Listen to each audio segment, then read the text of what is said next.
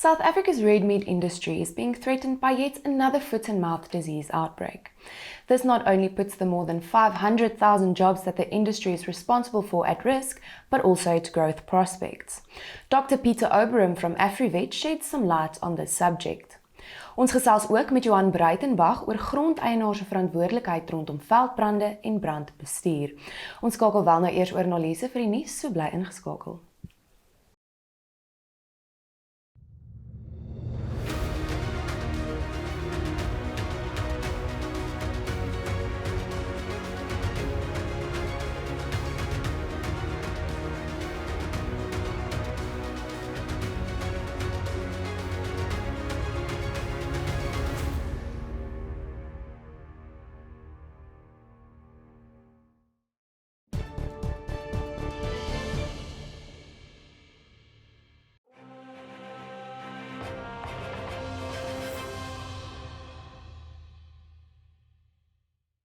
Welkom by vandag se nuus. Landbou se bruto binnelandse produk het in die eerste kwartaal van 2021 met 3,2% gekrimp.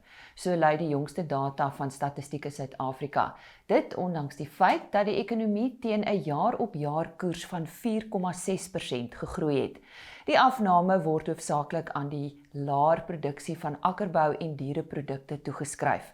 Volgens 'n verklaring van Agri SA was dit te wagte aangesien die eerste kwartaal van die jaar gewoonlik deur beperkte landbouaktiwiteite gekenmerk word. Diereproduksie is negatief beïnvloed, hoofsaaklik weens die droogte in sekere dele van die land en siekte-uitbrekings in ander dele. Die 2020-2021 wolseisoen het van dese week op 'n positiewe noot gesluit, toe die gemiddelde aanwyser met 1,5% toegeneem het. 'n Totaal van 12.896 bale met 'n algehele verkoopspersentasie van 95,3% is aangebied. Die grootste deel van die aanbod het uit merino wol bestaan. 'n Totaal van 55% van die aanbod het 20 mikron en fyner getoets. Die volgende veiling is vir 11 Augustus geskeduleer. And the mohair season also came to an end this week. The average market indicator decreased by 5% since the previous sale to close on R373.50 per kilogram. A higher price of R900 per kilogram was paid for a bale of 24 micron super style kid mohair. The average mohair price for the entire 2021 summer season is R377.76 per kilogram. This is 54% higher than the average mohair price of the 2020 summer season. And on that high note, we say goodbye, but stay with us.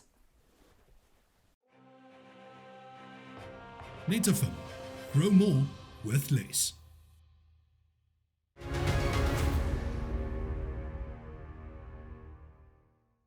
Foot and mouth disease is once again with us. If we think of the case in KwaZulu-Natal and people fearing an outbreak in more areas in South Africa, and with us today is Dr. Peter Oberem. He's a familiar face to most of us in agriculture, and he's from Afrivet. Peter, what exactly is foot and mouth disease? Well, it's a disease of ungulates, of cloven-hoofed animals, in other words, cattle, sheep, goats, pigs, and game animals, and it's caused by a virus. There's many reasons to use or to associate it in a sense with COVID, simply because there's parallels. Those parallels being the symptoms in the sense that there are very many people or very many animals that don't show any signs, and the way that we need to try to control it, i.e.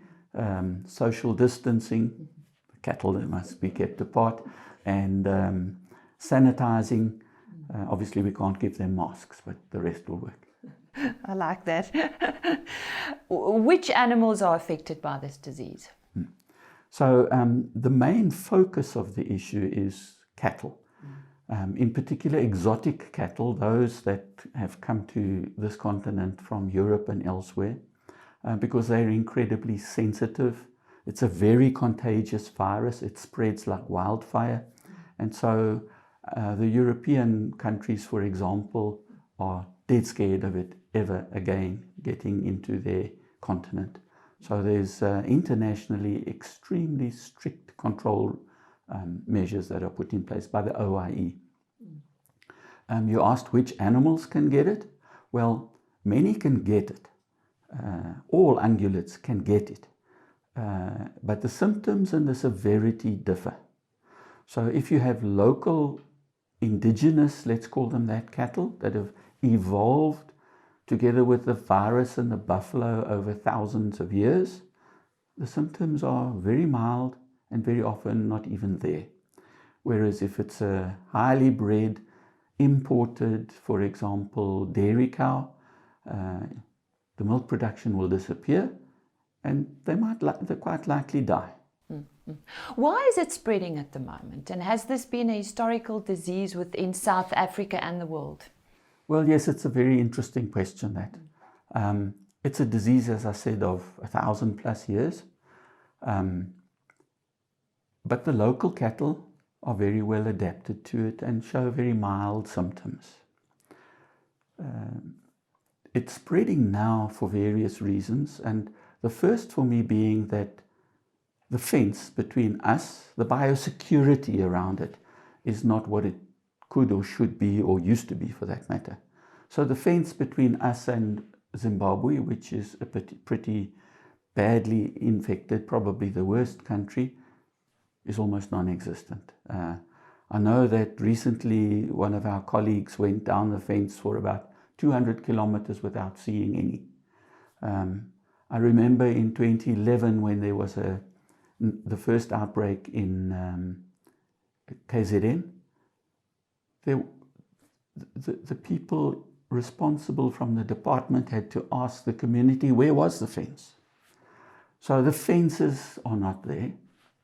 And then maybe even more importantly, the vaccines that were used as a buffer were always produced by Onderstepoort, the Transboundary Diseases Institute, or the Foot and Mouth Lab as it was called. And they haven't for the last decade or more been able to make vaccine. I'm happy to say that the head of the ARC told me the other day that they've now managed to produce 150,000 doses. It's a drop in the ocean compared to what's needed, but at least it's a very good start. In the interim, we had to use vaccine from Botswana and pay a lot for it to start with. And here's another association, if you like, or parallel with COVID. The viruses change from time to time. They evolve and they adapt. And that's just like we've spoken about new variants in Britain, in India, in South Africa, and I call them Alpha, Beta, and Delta. That's right. That's right.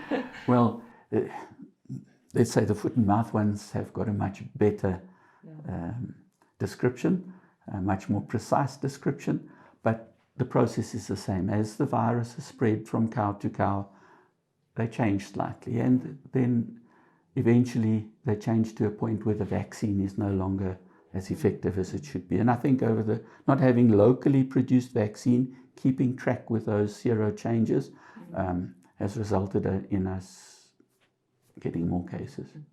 Well, if you've just joined us, we are talking to Dr. Peter Oberem about foot and mouth disease. Don't go away, we'll be back shortly. Die groot ding van daai tye is dat dit ons wys waarvan ons gemaak is. Of ons murg in ons pype het. Of ons sterk genoeg is. Of ons genoeg omgee. Daar gaan altyd daai tye wees. Maar die groot ding van daai tye is dat dit ons net taaier maak. Ons stel bekend die selfs nog taaier Hilux reeks en die splinternuwe Hilux Legend.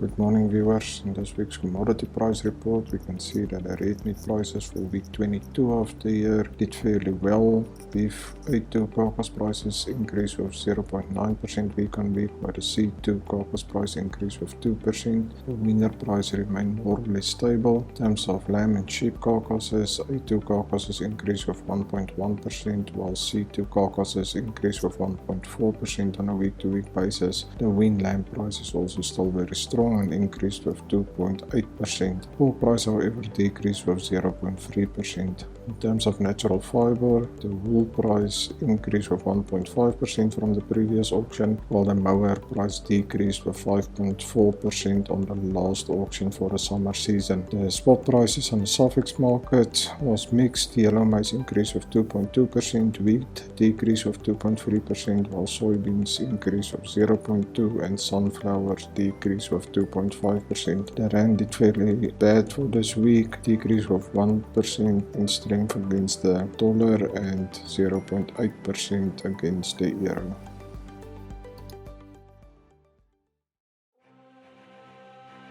NutriFeeds, die formule vir sukses.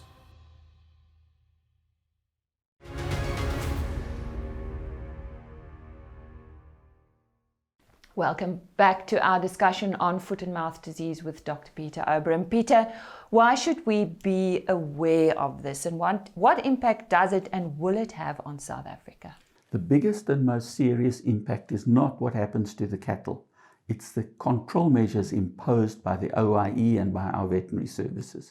It means that we may not trade with our meat, in that we have lost our foot and mouth free zoning status. After the first outbreak in 2011, 700 meat harvesters in the game industry lost their jobs. We've never really been able to get it again. China buys 70% of our wool clip, and for a whole season they were not buying from our farmers. Terrible consequence. So the impact is major. Massive. Right. Explain the pictures and the signs to look out for in your animals, very briefly. Yes. In serious cases, you'll find terrible ulcers in the mouth. Because of those ulcers, a lot of salivation and snottiness, if you like. And then they very often cripple, because around the hoof and just where the fetlock is, you find that they get inflammation and it's sore. And that's really what you see, crippleness and salivation and wounds on the tongue and mouth, or ulcers. Yeah. Now, I think the most important discussion between the two of us is the solutions and what we can do about it. Now, in front of you, you've got a booklet. Tell us about that, and the dynamics between you and this Gavin, Professor Gavin Thompson. Correct, yes. So Professor Thompson is a long-term friend of ours, an associate at Afrivet, and he's been for many, many years the expert almost worldwide on foot and mouth disease. Having retired and having a message he wanted to share about foot and mouth and about the approach to the control of foot and mouth, because he feels that this geographic classification is wrong.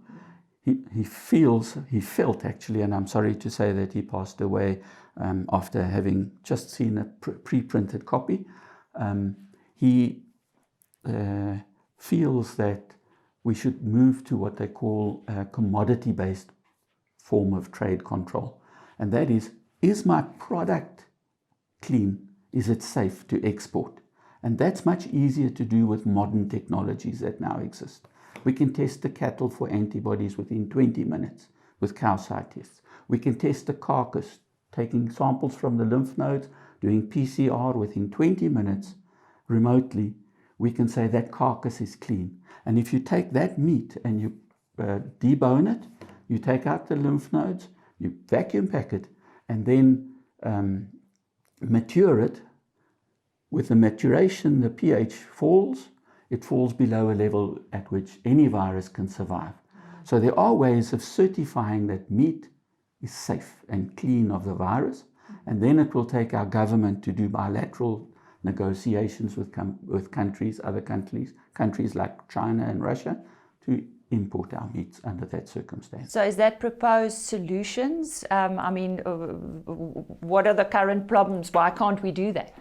Well, it's just going to take first of all, a change of heart by veterinary services, discussions with the OIE, but they have already accepted it in principle, and then bilateral negotiations between our veterinary services and those of China, Russia, and the other real importers, Middle East, of our product. And other countries in the world that have similar problems, what are they doing?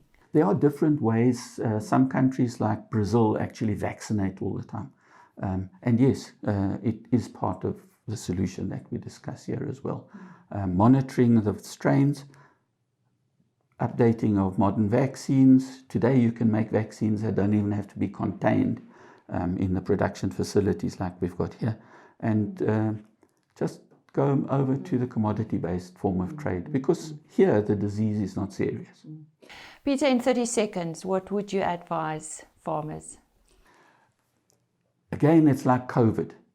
So what we need to do, farmers, is biosecurity, biosecurity, and biosecurity. Don't bring in strange animals, i.e. social distancing. Make sure your animals are not exposed to other animals. And sanitation. If a truck or people have been on another farm and they come to yours, sanitize. Make sure they don't bring the virus on their shoes, on their overalls, or in their vehicles. And then they should be fine. Peter, thank you very much. And that was Dr. Peter Oberem from Afrivet sharing some valuable information and advice about foot and mouth disease.